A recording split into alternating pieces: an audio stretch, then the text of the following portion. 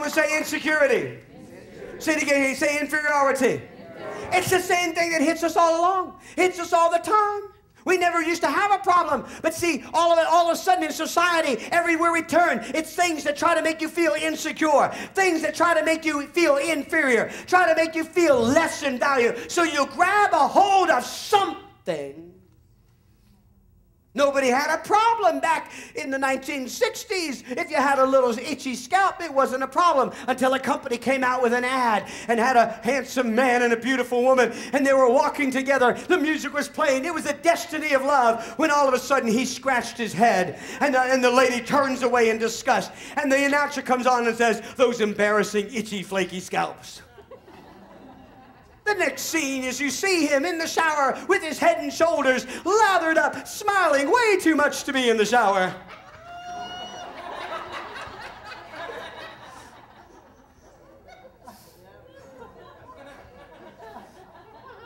And then the scene comes back, and there's the man, there's the woman, the music comes together, they hug, they embrace, maybe even kiss, and oh, that's going to be a match made in Head and Shoulders heaven.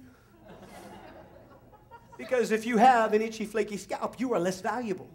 So you need to buy our product so you can be more beautiful.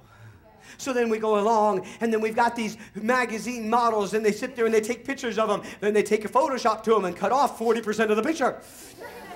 And then they turn to all the young ladies and say, "This is what beauty is. You have to look like that." And the young ladies, they look in the mirror, and then they look at the picture, and they're skinny, but they look at the picture and say, "I'm not beautiful like that." So what do? I feel inferior. I feel not beautiful. I don't feel like I'm attractive. So I will reach for the fruit of anorexia and bulimia.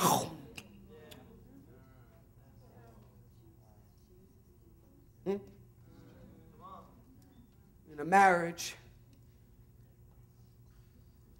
the husband's out late a few nights in a row.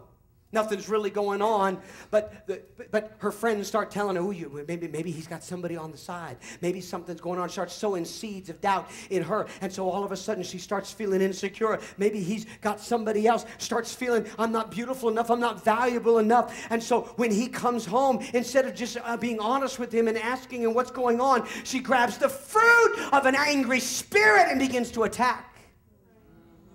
Because she's simply trying to build up a wall of defense about something that is not even true. Come on, somebody, amen?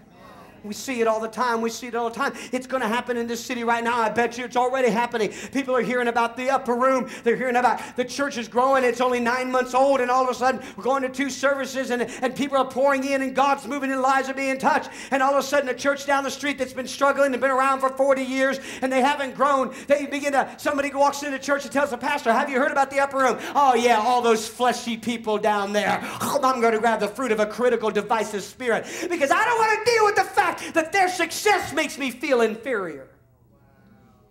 Makes me feel insecure. Are y'all hearing me? We grab a hold of these things. Grab a hold of these things. The enemy throws a strategy time and again in every area of our lives. I'm telling you, there's not one stronghold. There's not one bondage. There's not one destruction of one relationship that is not rooted in insecurity and inferiority. Something came that made you feel insecure. Something came that made you feel inferior. And the enemy offered you a fruit, and we grabbed it. Tasty. The fruit of a critical spirit, the fruit of divisiveness, the fruit of anger, the fruit of lust.